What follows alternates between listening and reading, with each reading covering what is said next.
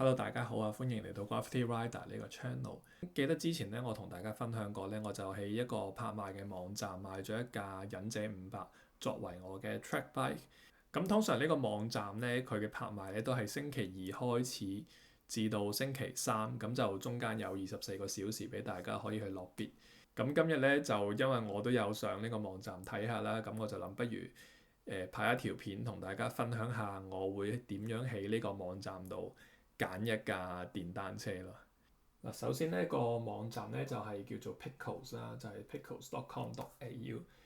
咁咧其實咧澳洲呢度咧仲有其他嘅網站咧都有拍賣電單車或者其他嘅車嘅。咁點解我會揀呢個？因為佢係最多人用啦，即係我啲朋友都介紹，同埋佢係亦都最多嘅選擇啦。對於我嚟講，嚟到呢個網站咧就大家見到咧係佢擺喺第一個 page 有啲其他嘅車啦，有啲嘅 truck 啊，有一啲嘅拖頭啊，甚至跑車啊、古董車啊，咁唔同種類都有嘅。嚟到呢度之後咧，通常咧我就會喺 buy 呢度就會揀 Salvage Motorcycle。咁點解叫 Salvage 咧？就因為呢啲就係有損毀或者出過意外嘅電單車啦。咁嚟到呢個頁面之後咧，我就通常都會揀翻，因為我自己喺 Melbourne 啦，咁我就會揀翻 Victoria。咁佢就會 filter 咗喺 Victoria 有啲咩車會賣得到。咁我自己揀 track bike 咧，亦都會揀翻一啲細 CC 嘅先啦。其實你講細 CC 嘅電單車落得 track 嘅 sport bike 嘅話咧，基本上都係 R3 Ninja 同埋我知咧香港係 Honda 係有部250R 嘅係雙缸嘅，咁但係澳洲咧就只有單缸嘅300R 啦，所以 Honda 我就唔會考慮。咁而 Suzuki 或者其他係咯，總之基本上我就會我諗唔到其他車款我會揀啦，咁我就假設我係揾一部 R3 或者一部 Ninja 400嘅。咁喺呢一度咧就可以直接喺呢個 page 用個 browser 打 R3，咁你就會見到咧呢個頁面咧已經有一部 R3 出現咗啦。咁我哋就去睇下呢一部 R3 啦。嗱，基本上嚟到呢度咧你就會見到咧，其實呢個拍賣咧係進行緊嘅。你會見到而家咧就有人落咗1蚊啦，聽日嘅12點鐘咧就會完結㗎啦。咁就係啦，而家嘅鐘數係晏晝2點幾3點嘅時間啦，咁所以仲有好多時間俾大家去 bid 嘅。咁雖然咧呢部 R3 咧都係我會揀嘅車款啦，作為落 track，咁但係我都會睇下佢嘅 condition 啦。作為一部擺得喺呢度賣嘅車咧，佢係一定唔會係 perfect 㗎啦，即係出現個意外一定有損毀，或者甚至唔係意外，總之佢都係一啲有損毀嘅車，佢先會擺喺 Salvage Motorcycle 呢個 category 嘅。咁但係呢架車咧，我一睇咧，其實我就會知道咧，我唔會想買㗎啦，因為第一幅相咧見到咧，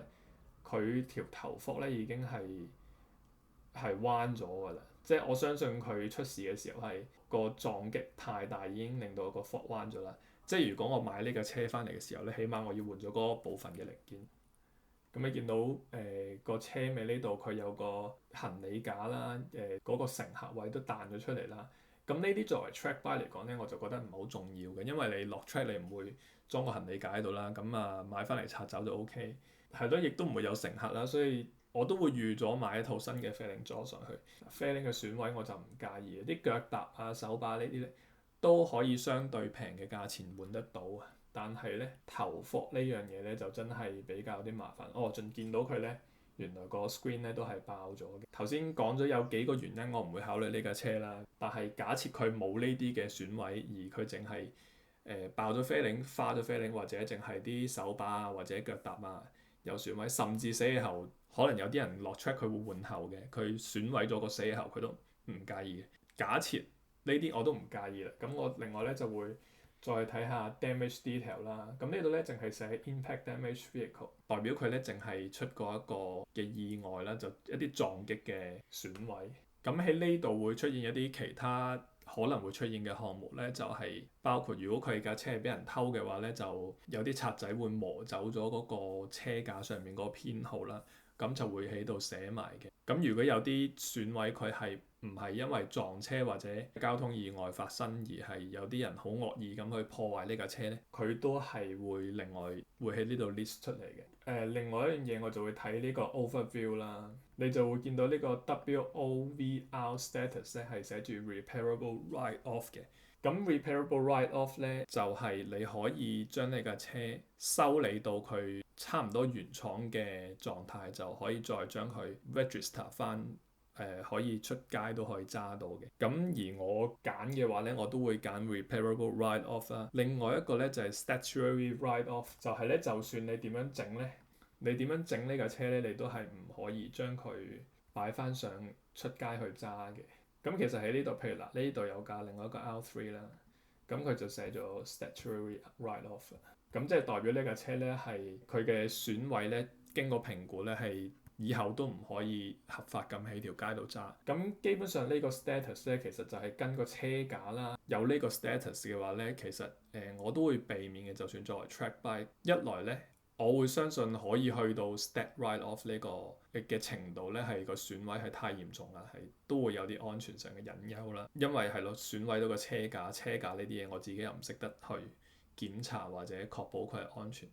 咁我就會避免。而另外一樣嘢咧，就係如果喺 Victoria，即係喺 Melbourne 呢個嘅州份咧，你要買呢啲 statutory write off 咧，係要有一張叫做 EPA license。咁嗰樣嘢咧，我略略查過咧，就係好貴嘅，好似要講緊4位數字咁樣去攞張 license。我唔清楚係咪真係買呢啲 stat write off 嘅電單車都要嗰張 license 啦。咁但係個網站咧就咁樣講。呢個多咗嘅支出同埋一啲步驟啦，就會令到我咧都係唔會考慮一啲寫住 stat write off 嘅電單車啦。嗱好啦，雖然咧我哋睇完主要係睇呢部 R3，即係我都會好老實同大家講，我會見到啲乜嘢，我係唔會去買嘅。咁但係咧，為咗拍呢條片同大家去分享嘅關係咧，咁我哋嘗試落 bid 啦。咁你見到咧，而家就有人落咗1蚊嘅 bid 啦，你可以睇到。邊個幾時落咗幾多錢嘅 bid 啦？咁因為咧，我就其實係我都有 log in 咗個 account，但係我未落 bid 嘅。假設我而家落2蚊嘅 bid 啦，咁對最尾交車嘅時候咧，就唔係淨係俾2蚊嘅，中間仲會加一啲嘅手續費落去。咁呢個網站亦都好方便啦，即係如果假設我真係要 bid 2蚊嘅話，佢就會彈咗呢個版面出嚟，佢就同你講。佢會列明而家我係出2蚊，佢唔係淨係收你2蚊，佢會收你啲手續費。咁手續費咧就有另外一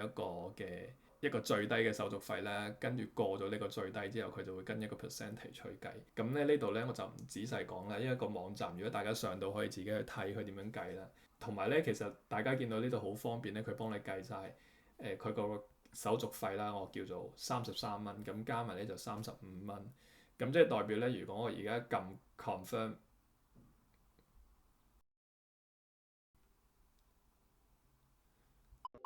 咁啊，因為我落咗 bid，如果冇人再有更加高嘅出價咧，我就要俾35蚊將呢架車買翻屋企咁樣。即係我以為佢仲有下一個 confirm，不過冇啦，唔緊要啦。係咯，如果35蚊我買咗呢架車嘅話，其實我都唔會蝕好多錢。咁但係我哋去翻頭先嗰個頁面啦，佢除咗 bid 下一個更加高嘅出價之外咧，你可以擺一個你最高嘅出價。譬如果我真係有心想買呢架車，假設我最高可以去到100蚊，跟住你就可以撳呢個掣。